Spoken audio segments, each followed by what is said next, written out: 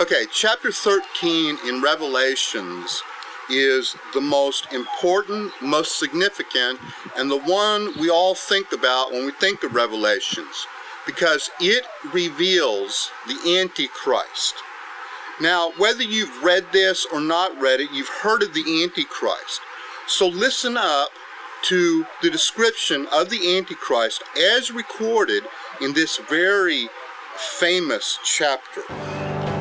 Then I saw a beast come out of the sea, with 10 horns and 7 heads. On its horns were 10 diadems, and on its heads blasphemous names. The beast I saw was like a leopard, but it had feet like a bear, and its mouth was like the mouth of a lion. To it the dragon gave its power and throne, along with great authority. I saw that one of its heads seemed to have been mortally wounded, but this mortal wound was healed. Fascinated, the whole world followed after the beast. They worshipped the dragon because it gave its authority to the beast. They also worshipped the beast and said, "Who can compare with the beast, or who can fight against it?" Okay, so here we have the opening up of our character, the Antichrist. So there we have a portrait of what the Antichrist is like. The dragon, of course, we've already been introduced to the dragon, which is Satan. And now we have another player called the beast. The beast was given authority from the dragon. They worshiped the dragon because it gave its authority to the beast. They also worshiped the beast and said, "Who can compare with the beast, or who can fight against it?" Of course, that's what we always want in a powerful political leader. Someone who cannot be conquered, who conquers everyone else. And that's going to be the nature of the beast. Now, why do I say that Pope Francis is the false prophet? Well, I'll get back to that in a minute. Now, down a little bit more is the description of the false prophet. Then I saw another beast come up out of the earth. It had 2 horns like a lamb's, but spoke like a dragon. It wielded all the authority of the first beast in its sight, and made the earth and its inhabitants worship the first beast, whose mortal wound had been healed. It performed great signs, even making fire come down from heaven to earth in the sight of everyone. It deceived the inhabitants of the earth with the signs it was allowed to perform in the sight of the first beast, telling them to make an image for the beast who had been wounded by the sword and revived. It was then permitted to breathe life into the beast's image, so that the beast's image could speak and have anyone who did not worship it put to death. It forced all the people, small and great, rich and poor, free and slave, to be given a stamped image on their right hands or their foreheads, so that no one could buy or sell except one who had the stamped image of the beast's name or the number that stood for its name. Wisdom is needed here. One who understands can calculate the number of the beast, for it is a number that stands for a person. His number is 666, the famous 666. Now the deal here, that which is easy to understand, is that you won't be able to buy or sell without the mark of the beast. That's the one world economy that the globalists want. And that's a big issue.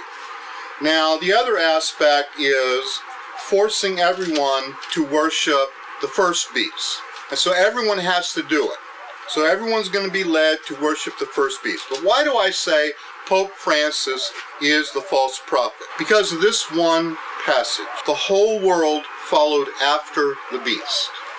You see, in the history of mankind, there has never been any leader, any pope, anyone whom the whole world followed. I beg you to find an individual, one individual that the whole world followed. But right now, the whole world's got its eye on Pope Francis. And not the strong Catholics in the church. They're confused as to what this Pope is doing. The people who are following after Francis is the whole world. The whole world followed after him. This is what I'm seeing with my own eyes. I can't believe what I'm seeing. I'm watching this happen. We are watching this take place. We are watching the words of Revelation beginning to be manifested in themselves. And no one has the power that a pope has. A pope has always had the power to speak about morality throughout the whole world.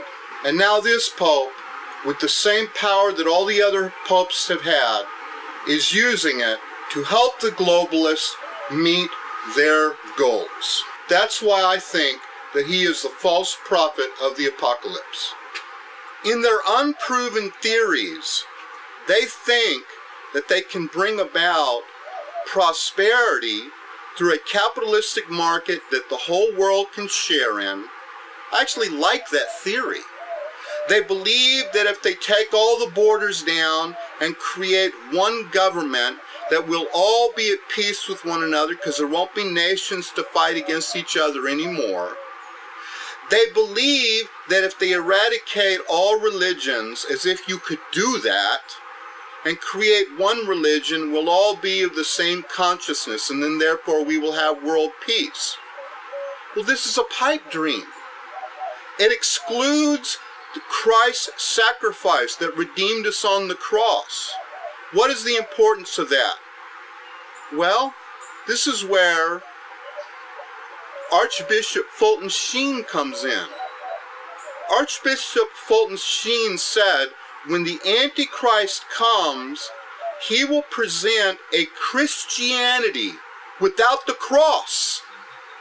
Furthermore, he also said that there will be a great deception within the cardinals, within the church.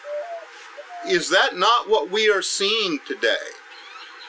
How do I believe that Pope Francis, because he is acting out of the spirit of the Antichrist, the whole world is following after this man, thinking that he is going to deliver this great new world. He has given the moral power and authority to make that happen in the New World Order. And that's what Pope Francis is doing it. That's why the world loves this Pope. If he were a true Christian who believed in the cross, who believed in the salvation through the cross, he would be persecuted by the world.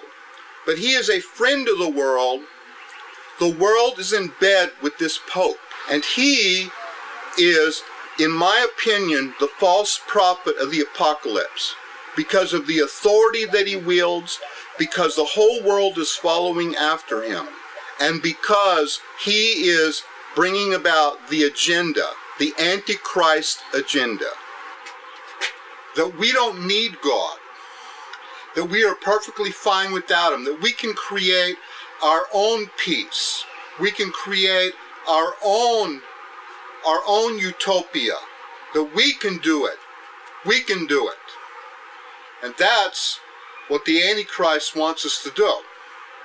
And when we do that, we will have completely turned our backs on God.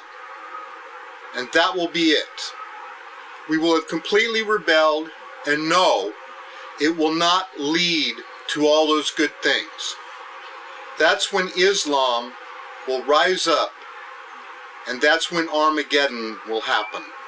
And at some point, God will be tired of it, and he's stepping in. And when he steps in, it's going to be heavy.